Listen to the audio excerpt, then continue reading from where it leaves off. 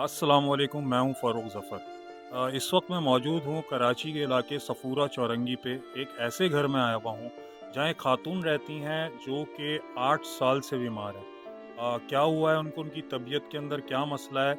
बहुत सारी चीज़ें उनकी डायग्नोज भी हुई हैं। मसला असल ये है कि वो यहाँ पे रह रही हैं जिस घर के अंदर, ये घर किराए का है और यहाँ का किराया जो है वो 14,000 पे करती हैं। इसके साथ-साथ उनकी दवाइयों का खर्चा जो है वो 30-35 हज़ार रुपए का है, जो कि मुश्किल से पूरा होता है। और साथ-साथ उनके कमाने वाले 2 अफ़राद हैं, जिनमें से एक का जो पैसे हैं वो जो है किराए के अंदर चले जाते हैं और दूसरा बेटा जो है उसके पैसे उनके दवाइयों में खर्च हो जाते हैं। अब बाकी का खाना-पीना और बाकी की ज़रूरियात ज़िंदगी किस तरह से पूरी होती है, चलिए चल के उन्हीं से पूछते हैं।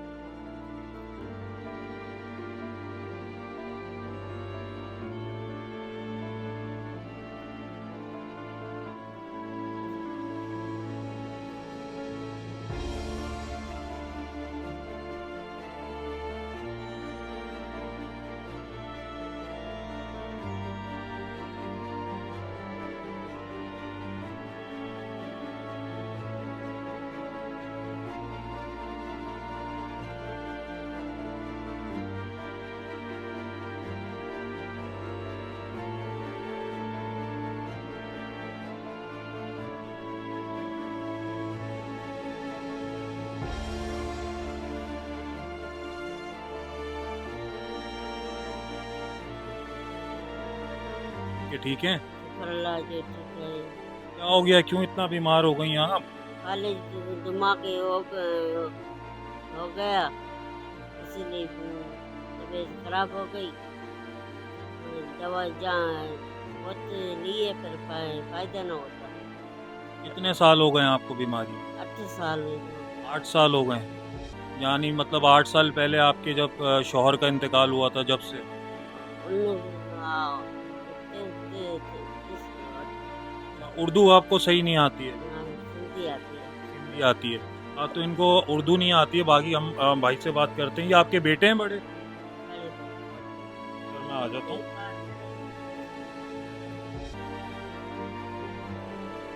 क्या हाल है भाई? खैरियत से? अल्लाह का शुक्र है। क्या हुआ है वालदा को? वालदा को 8 साल हो गए, बीमारी को फालिज के असर है और दिमाग का भी फालिज है। टाँगों भी काम नहीं करती, थोड़ा-सा चलती है वो तो गिर जाती, बेहोश हो जाती है ज़्यादा कर। बहुत दिखाया, 8 साल से इलाज करा के हम लोग थक गए हैं। ये सब पहले वाले रखी हुई सब इलाज कराया हुआ है। ये इनको होता क्या है वालदा को? पहले वालदा तो ये को बताएं। वालदा को असल में ये दिमाग में बड़ा असर पड़ता है, जो थोड़ा-सा चलती है ना तो बेहोश हो जाती है, इसलिए वो कमज़ोरी आ गई इसमें ज़्यादा कर। हम लोग इलाज करा के थक गए। बाहर जाती हैं वालदा आपकी? वालदा बाहर नहीं जा सकती, वो चल नहीं सकती।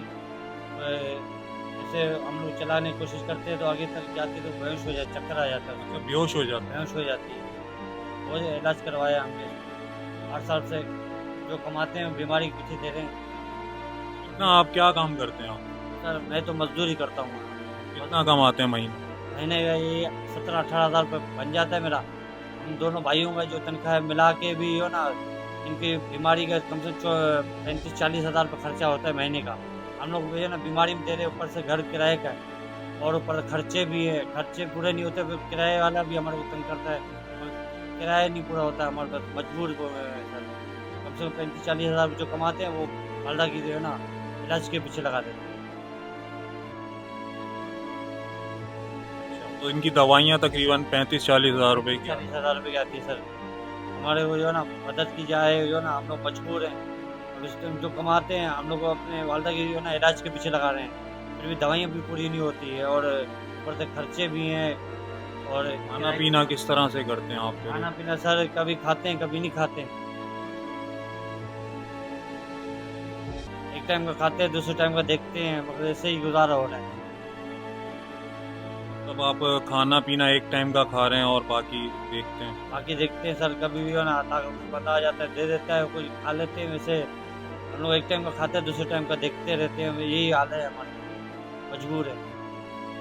जो कमाते हैं वो बीमारी की दवाई के पीछे लगा देते हैं। जब इनको तबीयत ज़्यादा ख़राब होती है तो आप डॉक्टर के पास लेके जाते हैं? जी बिल्कुल, डॉक्टर के पास लेके जाते हैं। डॉक्टर के फिर रक्षा का भी करना पड़ता है, रक्षा वाले को भी देने पड़ते हैं, ऊपर से डॉक्टर की फीसें देनी पड़ती हैं।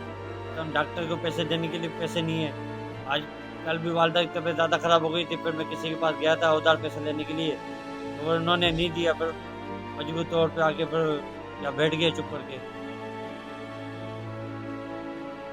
अगर मजबूर हूँ मैं किसी से माँगता हूँ, कोई देता ही नहीं है।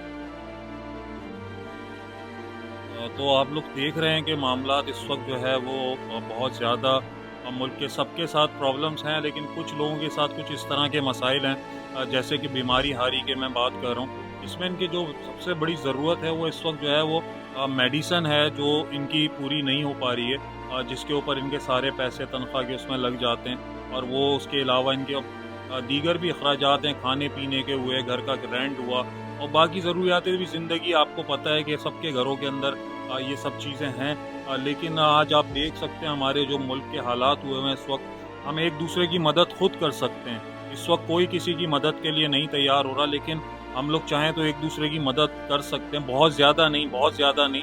अगर आप थोड़े थोड़े पैसे में, जो कि इनके लिए बहुत अहमियत के हामिल हैं, इनके बहुत सारे उससे मसले हल हो सकते हैं, इनकी बीमारी, इनका इलाज हो सकता है, लेकिन बात सिर्फ इतनी सी है कि इसका अजर आपको दुनिया में शायद ना मिल सके, लेकिन आखिरत में अल्लाह ताला इसको आपका अजर ज़रूर देगा, और अल्लाह ताला इसका आपको बेहतरीन अजर देगा। तो आप क्या कहना चाहेंगे लोगों से, अपील क्या करना चाहेंगे? जिस तरह आपके हालात हैं, जिस तरह आप गुजारा कर रहे हैं, आपका खाना पीना पूरा नहीं हो रहा, फिर उसके साथ साथ बिजली, गैस और पानी, ये सब चीज़ों के मसाइल भी होते होंगे, तो आप इसके लिए लोगों से क्या अपील करना चाहेंगे?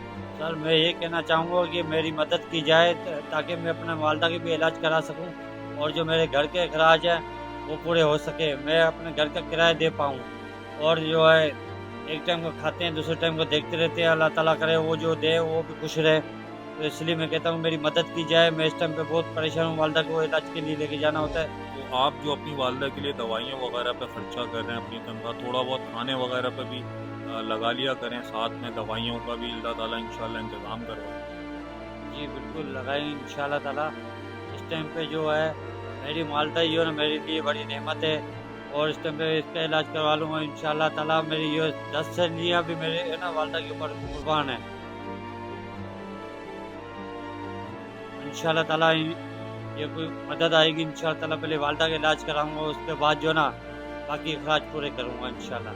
बेशक आपकी बात बिल्कुल सही है, माँ से बड़ी कोई नेमत नहीं है दुनिया में, माँ सबसे बड़ी नेमत होती है। बिल्कुल आपकी मोहब्बत, आपका खुलूस है आपकी वालदा के साथ, आप उनका इलाज कराना चाहते हैं, इंशाल्लाह कोई ना कोई ज़रूर मदद करेगा।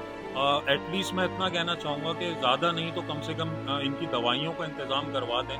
जो साहिब हैसियत लोग हैं, साहिब इस्तात लोग हैं, वो सिर्फ इनकी दवाइयों का ख़र्चा उठा लें, अगर इनको या दवाइयाँ प्रोवाइड कर दें मंथली जो इनका ख़र्चा होता है, तो इनके लिए बहुत आसानी हो जाएगी और बहुत बड़ी मुश्किल से निकल आएंगे। अगर कोई मदद करना चाहे आपकी और आपसे कांटेक्ट करना चाहे, तो आपका कोई नंबर वगैरह? जी बिल्कुल नंबर है मेरा 0309 25 85 173 173। 0309 25 85 173। चले मैं ये नंबर जो है वो स्क्रीन पे भी चला दूंगा, आप लोग इनका नंबर देख लिएगा। अगर आप इनकी मदद करना चाहते हैं, इनसे कांटेक्ट करना चाहें, तो इस नंबर के ऊपर इनसे कांटेक्ट भी कर सकते हैं। साथ साथ जो भी डिटेल है इनका, अकाउंट हो, अगर अकाउंट नंबर देना चाहें या डायरेक्ट इनसे मिलना चाहें तो इनसे रब्ता कर लें। अम्मा परेशान नहीं हो, इंशाअल्लाह ताला अल्लाह ताला बहुत बेहतरीन आपके लिए इंतज़ाम करेगा। अल्लाह से दुआ भी मांगें, और हमें उम्मीद है कि देखने वालों में से कोई ना कोई आपके लिए मदद के लिए खड़ा होगा, और साथ साथ हमें भी दुआओं में याद रखें, हमसे जो हो सका वो हम आपके लिए इंशाल्लाह ज़रूर करेंगे।